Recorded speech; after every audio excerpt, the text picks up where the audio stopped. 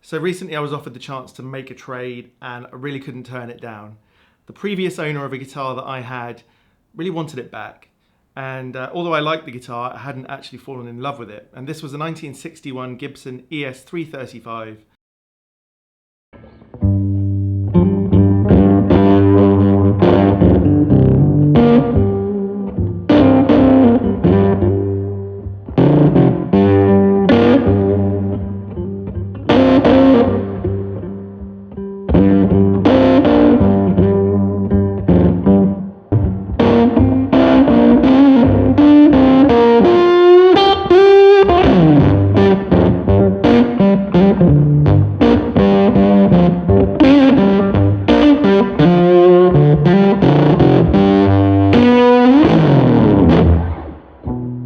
And in exchange, part of it was this particular amp.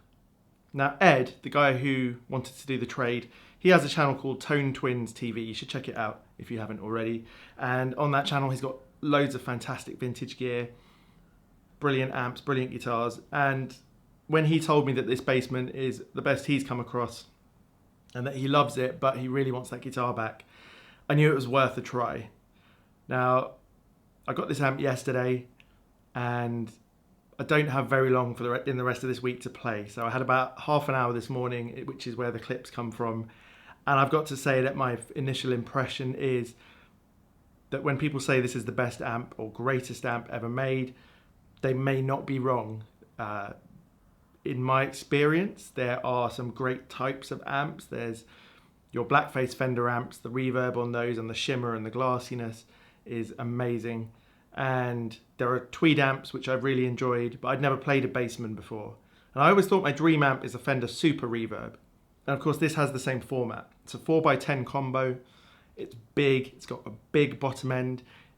It was made as a bass amp to begin with, so it does have plenty of bass. If you saw there, I turned the bass down to 0, which is what Ed told me that Joe Bonamassa does with his Tweed Twins, high-powered Twins, and his Bassmans. They have a lot of bass.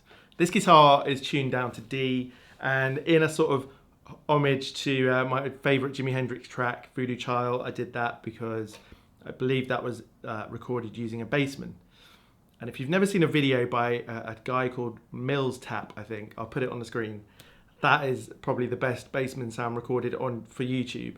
And I always wanted to be able to sort of get a part of that, see what it felt like in the room.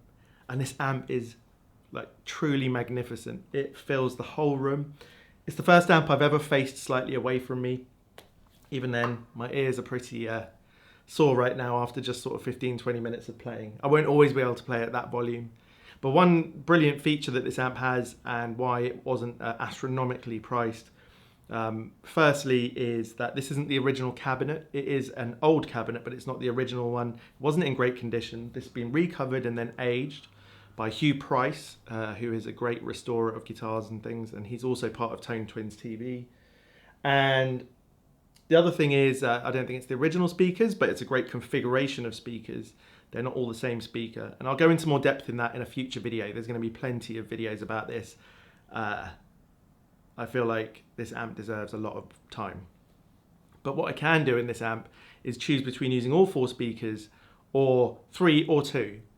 So that's really cool. There's been some switches added. So the chassis, the parts in there, the transformers, original, but some things have been done to it that make it not original. It doesn't have the original handle either. And if you've ever felt the weight of one of these things, you can probably understand why that is. The other amp that came with this as part of the deal was a 1965 Marshall JTM 45 bass model with a recreation of the size of 2x12 cabinet that Eric Clapton would have had, which was the Bluesbreaker combo. And I can't wait to do comparisons between the two and to see what they're both like differently. Obviously the JTM was based on a Bassman, but just from my initial half an hour of playing each, they're quite different. And that's going to be really an interesting thing to figure out.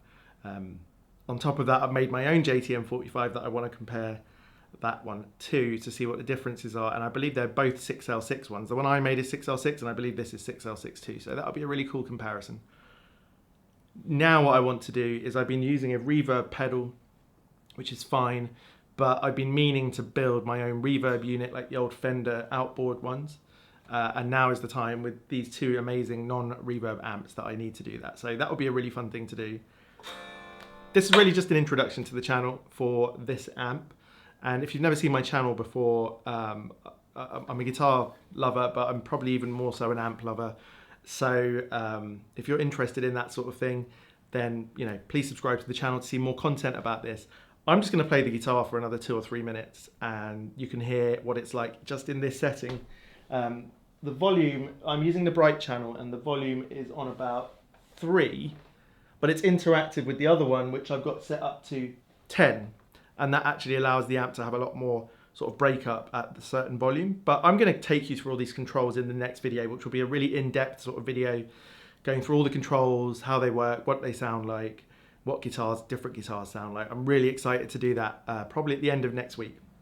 So if you want to watch that, then stick around on the channel, subscribe, and I hope to see you then. In the meantime, I'm going to play a bit more. I've got goosebumps from the half an hour of playing I've just done.